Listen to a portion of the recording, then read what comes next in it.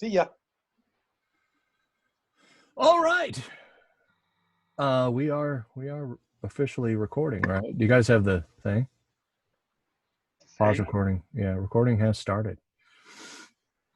Welcome to Punk Theology. Listeners, you guys, here we are. What week 17? I don't know what week it is. I'm not keeping track. I lost track. Derek, how you feeling, man? I was thinking about that.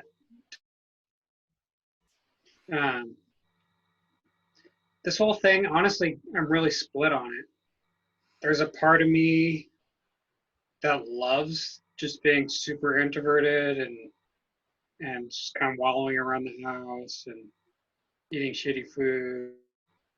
And a part of me that loves how small the circle has gotten, where it's just me and my family, and we're just kind of all existing together, getting along pretty well. And then there's a part of me that just absolutely hates all of this. The lack of freedom. Honestly, work is by far the worst part. Just sitting there and trying to grind out work in my desk in my basement is just absolutely brutal, especially compared to what I usually do for work, where I'm out doing stuff and being creative and making stuff. And, right, in the field, right? Yeah, in the field. Yeah, so I'm kind of mixed. I keep having that moment professionally where some of my coworkers or boss or something ask me how I'm doing, and it's like, well, I could give you a 20-minute spiel on how shitty I feel. So I just I'm fine. Yeah. I'm okay. So yeah, I don't know. Nobody really wants to know, you know. Yeah. I think some people do, but you just, I don't know. There's times in my life where I've been honest with that, and it's just kind of a thing to say. Like, I care, kind of. Yeah. People, how are you doing? Or a big popular one right now is how are you holding up? Right? Mm-hmm. Like, that's a big one going around. Yeah. And, which is a funny thing to say because that implies shit's bad. Yeah. It also has to do with like social, you know, the interesting thing about social time right now, like I saw somebody posted or I posted it. I heard a guy talking about it. Like, isn't it like the distancing really physical? It's not social distancing, it's physical distancing. But when we social distance, that's sort of what that question is, right? It's kind of a social distancing question. Like, how are you doing? How are you holding up? Well, for me to really unpack that for you is probably going to take, I don't know, 15 minutes, half hour. So right. You really want to know, we're supposed to be social distancing. Well, I didn't realize how much I enjoy interaction with my customer base, not having that. You know, yeah. I exchange emails, but it's not the same. You know, not seeing them. How you doing? I checked in on one group, reopened today. It's a construction company, and they reopened today. And I walk in there, and one of the gals called me back in her office. She says, "Hey, Friday's my last day." I go, "What?" You know, she's one of the highlights of my week. So I'd go back in her office. I'd sit there and visit with her for 5-10 minutes. And I miss that. I miss that face to face. You know, you still social distance or physical distance, but social distance, no, I'm not into that anymore. I just, you know, you got the house. I mean, even when I take the dog for a walk, I find myself talking with other dog walkers just because I need some other stimulation. Yeah. Some other conversation. Yeah, my wife and I went grocery shopping a little bit. My wife's on a doctor, put her on a diet, you know, and they think she might be pre-diabetic. So we've been like eating healthier, and we went to PCC in Edmonds. It's kind of like a Whole Foods kind of thing. And this dude stops me. I was wearing a Star Wars shirt, you know, and this dude's like, "Oh, dude, well, we just binged Star Wars, man." Like he just starts chatting on, and I'm sort of shopping and trying to keep my social distance. But you know, it's the people are doing that, right? Like you show a little bit of friendly, and then the guy's like, "Hey, you know, he wants to unpack freaking Mandalorian for me and shit. Right there at the PCC, you know, amongst the avocados. Yeah, you go to the senior hours at QSC on Evergreen, and they don't want to talk. So I talk to the checkers, the one I've known. Oh, yeah. I mean, they're just getting the shit handed to them because they're so pissed off. That's the thing that's really beginning to realize is people's anger level or their patience is down and their frustration's up. That's what I'm noticing. I mean, there's things that, like yesterday I was fixing breakfast and my dog got up on the counter and took the bowl of mixed, you know, I had the eggs in there ready to go into the frying pan, and he gets up on the counter and pulls the bowl over, and I had egg everywhere in the kitchen. Wait a minute, he's 6 months old. Yeah. You know, where'd that come from? And it is just this frustration of being, just kept in place. You don't have that interaction. You can't go to a bar face to face. Can't go out to eat. Yeah. Well, there's, you know, just economic stress. Like, we don't know what the future looks like. Yeah. In terms of how long this is going to go on. And right. I think that was my kind of what led into my idea of the topic of talking about survival panic. Was there's a special type of panic that's happening right now because there's not really a good glimpse of what the next even couple of weeks really looks like. We don't, I mean, this thing could take a turn for the good side really quickly, or it could get way worse really fast, or we could just keep plodding along like we are right now. And all three of those options have really significantly different consequences in terms of what everybody else's life looks like. And it's not terribly implausible that things could get really bad. So spending some time looking at that, and it's easy for panic to start coming up as you start thinking about, like, oh shit, like this, there's a good chance that a lot of stuff is just going to start coming apart at the seams. And we're just in the real early innings of this thing. And there's absolutely nothing to be done about it. Not really. No. And so, and yeah, it's like the closest we've had for society to a real survival situation for a lot of people. Right. Where they're actually having to, you know, the preppers were right, and they should have stockpiled food, and they should have had some fucking savings. Like, that's a big one. Yeah.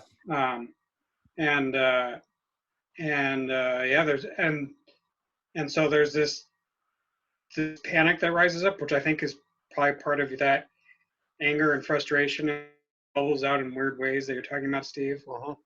And there's a good chance that it's just going to get worse and worse. And the worst type of panic is panic where you are totally helpless. It goes back to some of our earlier conversations about powerlessness. And this is kind of an ultimate example of being powerless in a way that really hurts. Yeah. Like it's every minute. That's something a friend of mine shared on Facebook recently about. It was interesting. He posted, someone at medium.com had posted this article about how recovery, you know, some of the disciplines in 12-step can help with this time, the coronavirus. And I laugh, but it's so true. Like that, and some of what we talked about powerlessness, like that's step one. Basically, it's not fight. You know, a lot of this kind of dieting or, you know, motivations to, you know, be better, do better in recovery. This first step is to surrender, right? Like you're powerless over the situation, and that's kind of where we're at. We don't control this as much as we want to be angry, and, you know, there's all these people who are protesting despite, as one of the states had a spike in COVID-19, and, you know, the next weekend a bunch of people out protesting the government. You know, I saw a funny meme that said, I missed the part in the zombie movies where the people were protesting the government for their right to be eaten by zombies. Yeah. Yeah. You know? Yeah. And Kentucky, and this one woman who started, you know, a month ago or something like that, some of these protests, died from it. Yeah. You know, but we're still protesting. I don't know. That's where Well, it's kind of like, that's the judgy part of me. Like, I'm judging everyone else. Like, I'm projecting onto those people who were at all the Capitol buildings. Oh my, right. like, you fucking idiot. And that makes me feel better. I don't know what that's about. That's just, I don't know, human. Well, we want to have, like you just said, though, we want to have control, and we want to, we want to have our ultimate say of what is good for us. The only difference is this is affecting other people. You know, it's like, it's always frustrated me that Washington State has a helmet law. Yeah, I would never ride a bike without a helmet, but I still think you should have that choice to make. And my wife goes, yeah. And then you can go down to Harborview and look in their brain injury section. I said, I know, but it's like, what will they end up taking away? You know, will they take away alcohol? Because people are going to start medicating. Already have. Alcohol sales are way up. Yeah. You go by the weed stores, that's hilarious, because they're backed up. They only let X amount of people in. I know right over the hill at Cushmart, there's usually 10 or 15 people standing outside waiting to get in. Yeah. And I know, I think that's part of me too, is I want to do what I want to do. And I hate being told I can't do something, even though it's good for me. That make sense? Yeah. Yeah. I know drinking a lot more beer and a lot more wine over the last month than I usually do. Survival theory is interesting. Like, there's a whole strain of evolutionary psychology that has to do with survival theory as a concept. As a guy who's studied sexually compulsive behavior for over a decade, like, there's some really interesting things about our sex lives too, and how, you know, the Pornhub again is shot up, but all that goes right back to survival and how we process, how we survive. That's some of where I'm hopeful. You know, that's the optimist in me in this thing, is that I think the beauty of this is that some of the stuff that we consciously ignored are bubbling to the surface, right?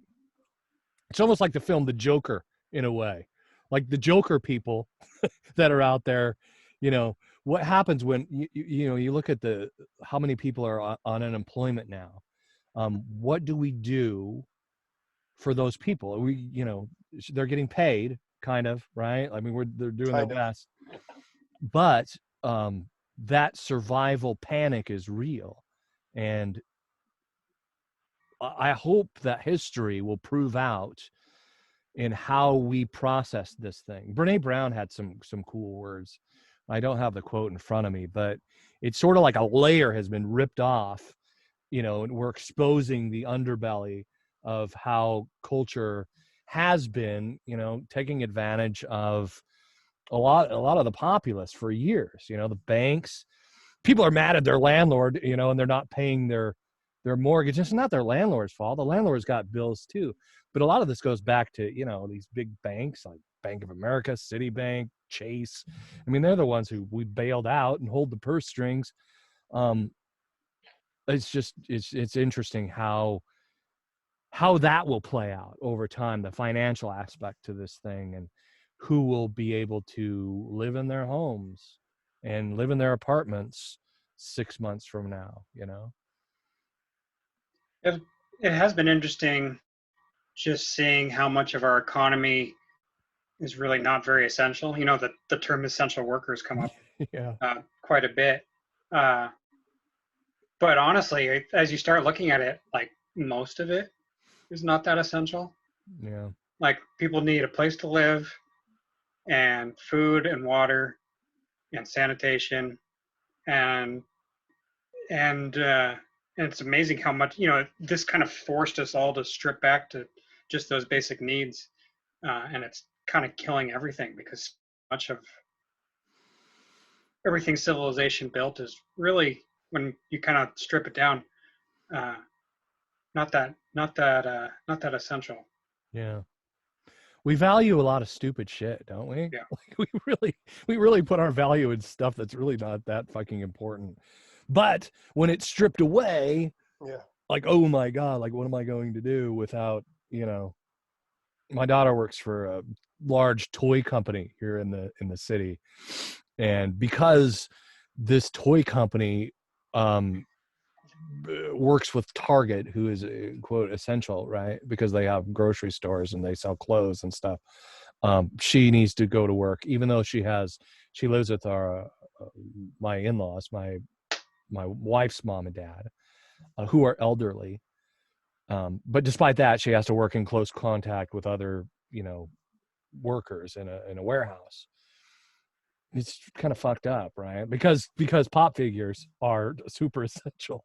Right. They're being lifted to that place where my daughter has to, like, okay, am I going to get fired if I don't want to risk coming home every night, and potentially exposing my, you know, her grandma and grandpa to a life-threatening illness?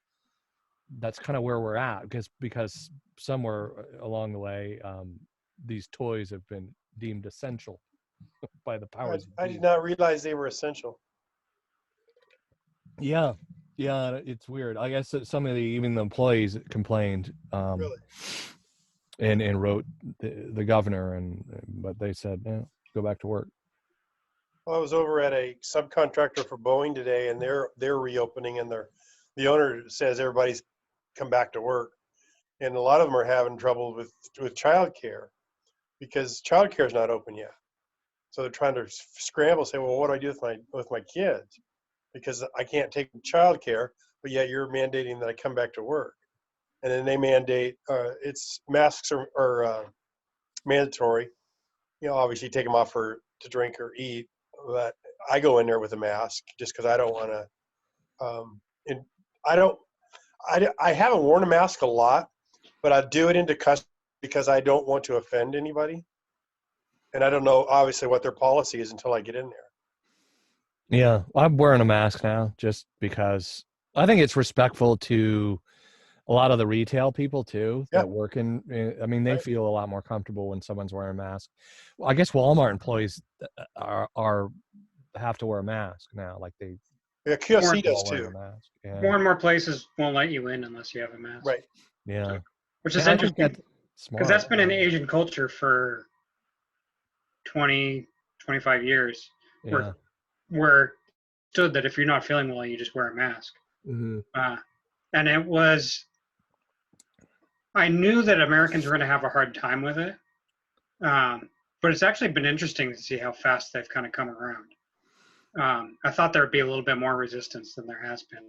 But I wonder if we'll end up like Asian cultures in another year or two, where it's just kind of where wearing masks is more common and it's not quite so, doesn't make you stand out quite as much. Right.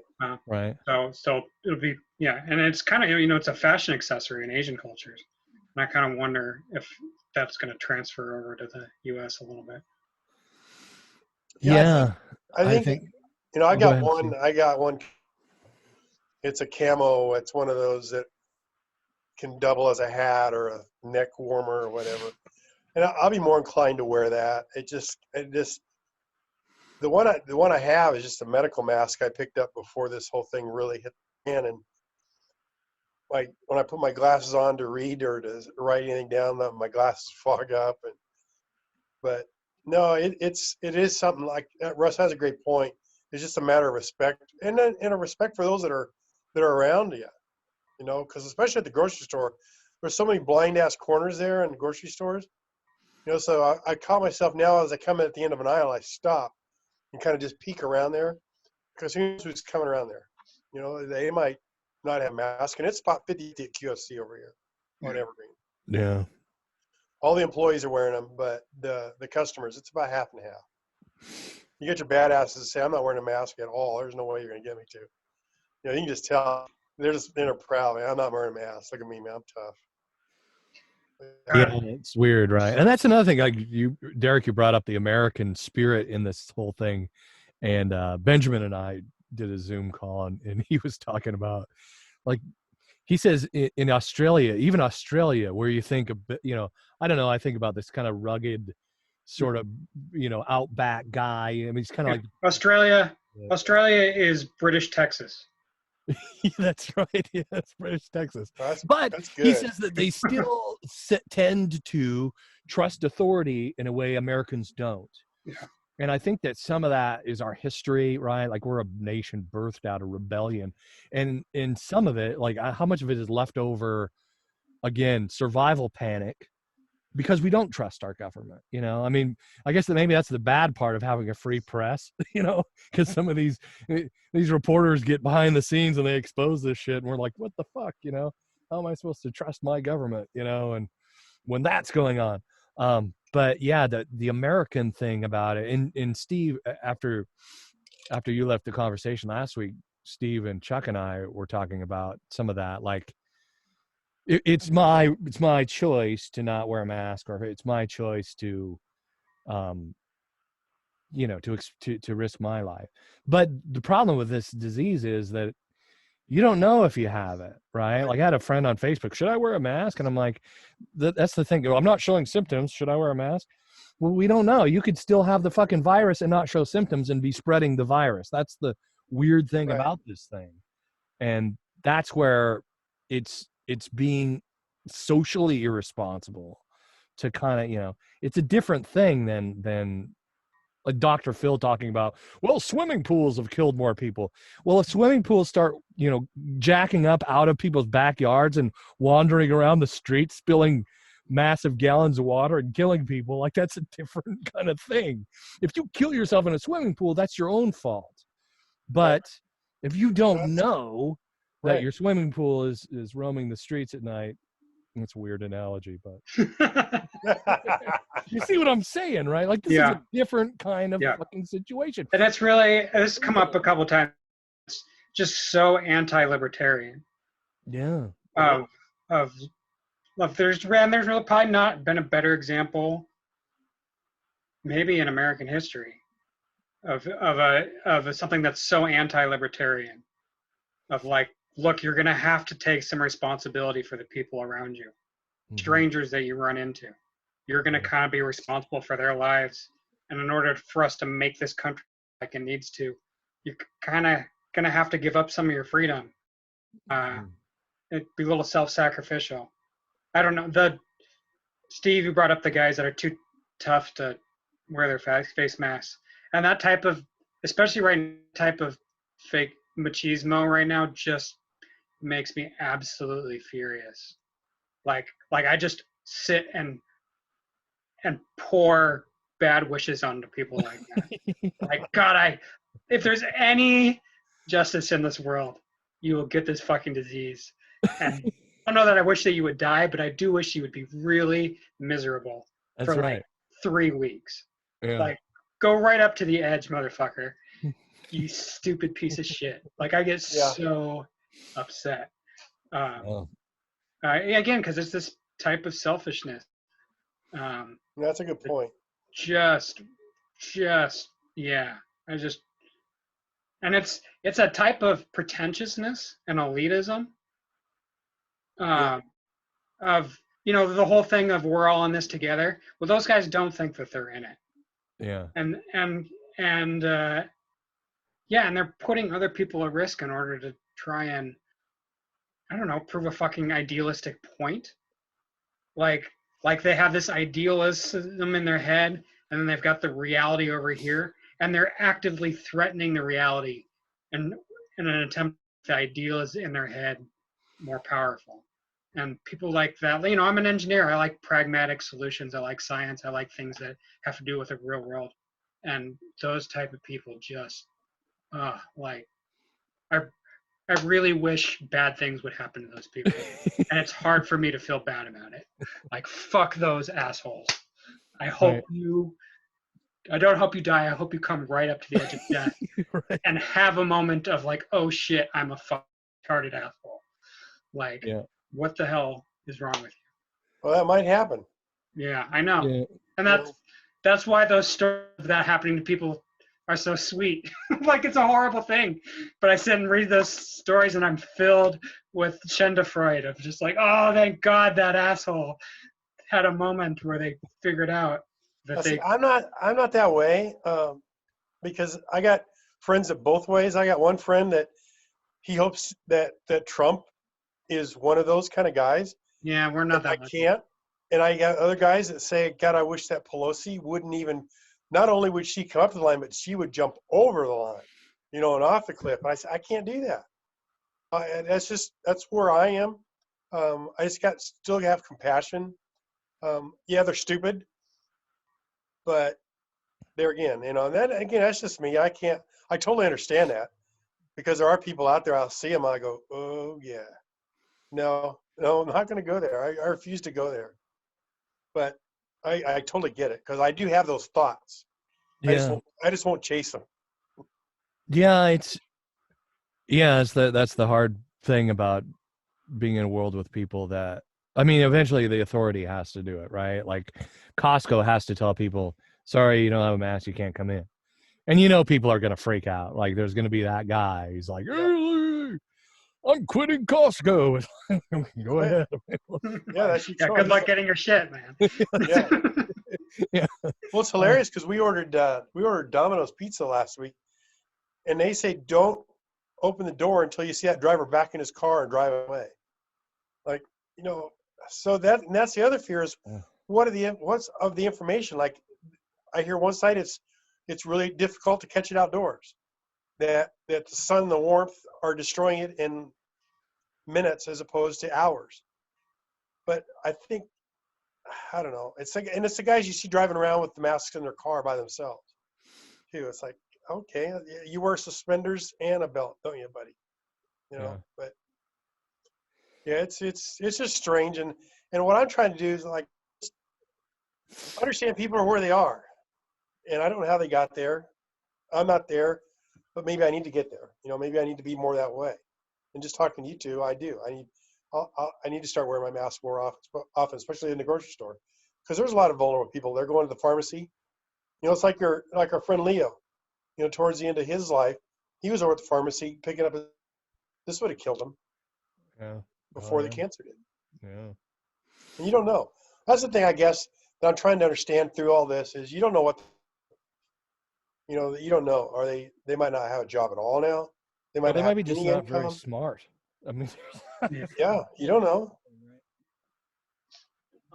But at the same time, I wanted to go back to, I guess this meeting is going to end in like 7 minutes because I didn't upgrade to Pro on Zoom. No, what is that about? Because I'm going to do it with some buddies. You have 44 free minutes with a group of 1 to 100.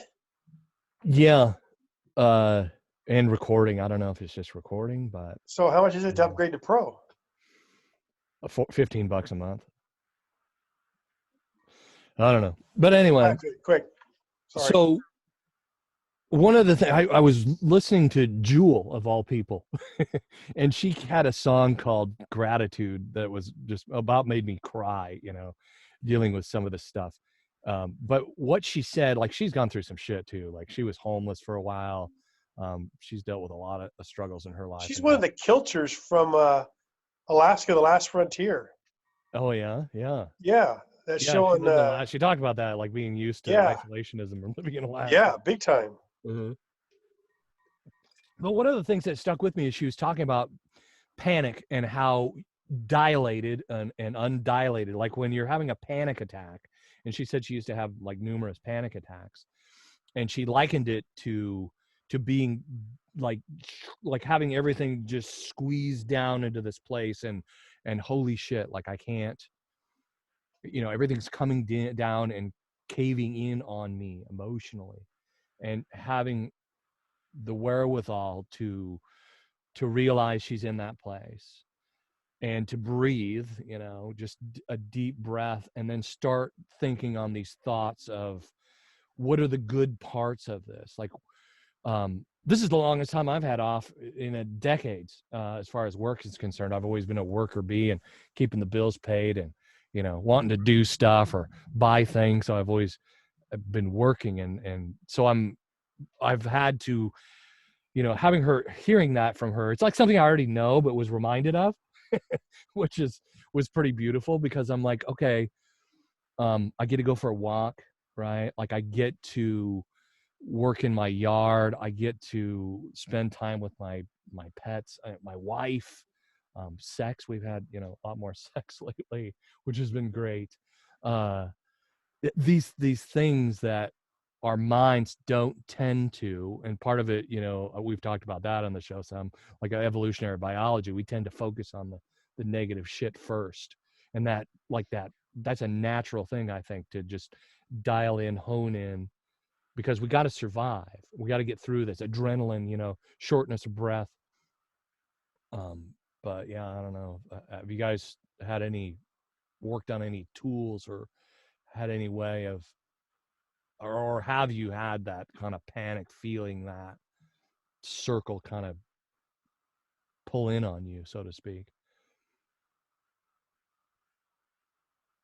Yeah, I think for me, this goes back to my life is the relationships that I have, both at Port Gardner with you guys, with my customer base, that I don't have right now. Exchange emails. I swung by Don's place a couple, just freaked him out that I showed up. I go, sorry, dude, I had to see somebody in person. Yeah. And he goes, okay, he's just 6 feet, man. I go, no worries. So we just chatted out in his alley. We were outside, out in the back in his alley of his house, and we just chatted. And he says, how you doing? I go, well, I have good and bad days. That's what I miss. That's that circle I feel enclosed, and I don't have that. Yeah, and the social cues are different doing this, even, Yeah. Like I miss being in the room with you guys. Yeah, exactly. It's kind of cool to go to Derek's and hang out, sit at the Yep. table, put our feet up, Yeah. and the energy is just different, right? Yeah, it is. Yeah, exactly. So how you feeling, Derek? I'm all right. Any dilation? Have you had to? Trying to think about your question about panic. I was most panic right at the beginning of this. I started staying in February because I wasn't feeling great. It turned out it was just allergies. And I could kind of tell just by extrapolating it that shit was about to get bad. And I got panicky. I was taking my temperature like 10 times a day. Misha bought an oximeter to keep track of my oxygen levels in my blood, so I was using that. There's probably, I don't know, 10 different times where I was, woke up in the middle of the night and was sure that I had it. And that lasted probably about 3 weeks. It helped a lot when everything shut down and our exposure went down, because it was really high. Between my kids being in school, Misha being in school, and then me being at work where I'm just meeting with different people constantly. Yeah. My exposure was incredibly high. And we didn't know anything about the virus. There was, like you were saying earlier, Steve, there was just so much conflicting data, and there still is, but it's way better than it was. Yeah. Like when this first came out, nobody knew anything. Yeah. No. Nothing. And I think after that, for about a month, I kind of just zoned out. Like I think I needed to take some time and I would just do my work that I needed to do for work, and then the rest of the time I would, just binge watch shows and try and be as least present in my head as I possibly could. There's the whole analogy of leaning in and leaning out, or leaning back, and I spent the whole month pretty much just leaning back. Like I took a week of vacation a month ago, and I spent basically the whole week super high, which I'd never done before. It was actually great. I found a really nice strain of weed that I really like. So that's kind of where I went for a while. And probably, I don't know, 6 days ago, I came to a point where I was ready to kind of start leaning back in again. So we'll see where that goes.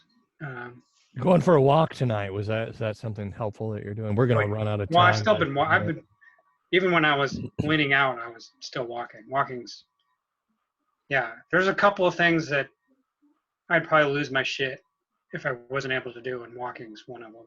Yep, me too. Especially, we're so lucky this didn't happen in November. God, yes.